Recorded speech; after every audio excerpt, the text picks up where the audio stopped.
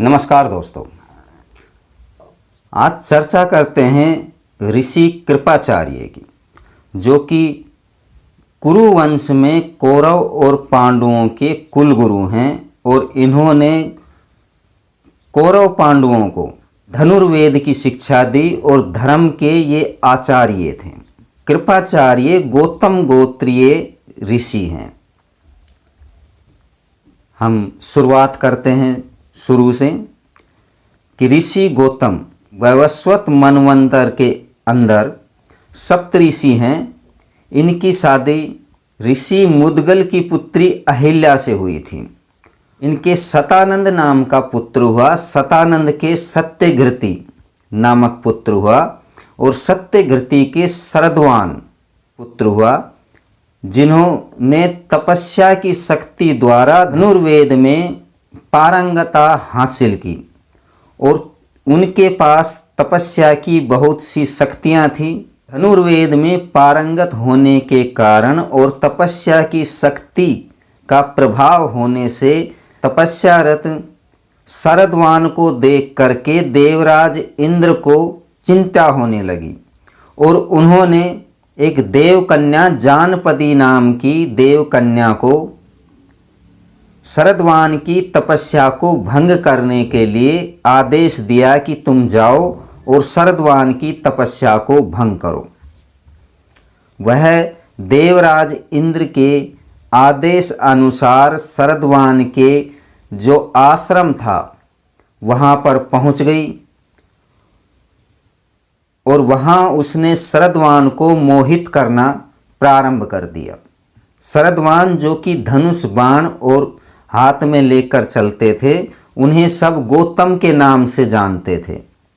और एक दिन शरद्वान की नज़र उस जानपदी नाम की देवकन्या पर पड़ी और उनका वीर्य सरकंडों पर संकलित हो गया और शरद्वान वहीं पर अपनी मृगचर्म और बाण छोड़कर तपस्या के लिए चले गए और जानपदी नाम की कन्या भी वहाँ से अपने देवलोक को चली गई और उस संकलित वीर्य से दो भागों में बंटने के कारण सरकंडों पर दो यमज प्रकट हो गए।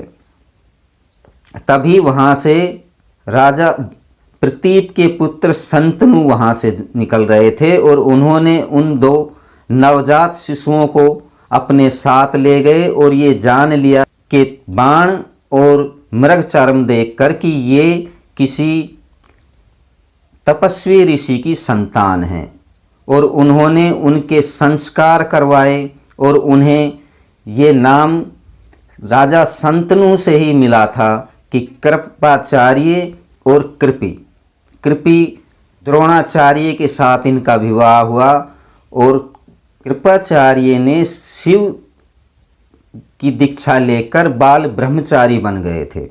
उन्होंने कोई शादी नहीं की। किसी भी ग्रंथ में कृपाचार्य की शादी का उल्लेख नहीं है। कृपाचार्य अश्वत्थामा के मामा लगते हैं और शास्त्रों में लिखा हुआ है कि वो वर्तमान समय इस कलयुग में भी दिखाई देते हैं और कल्पग्राम के अंदर निवास करते हैं और 8वां मनवंतर जो सतयुग आने वाला है उसमें यह सप्त ऋषियों के रूप में प्रतिष्ठित होंगे। यह जानकारी हमें श्री महाभारत के आदि पर्व के अंतर्गत संभव पर्व में 129 नंबर अध्याय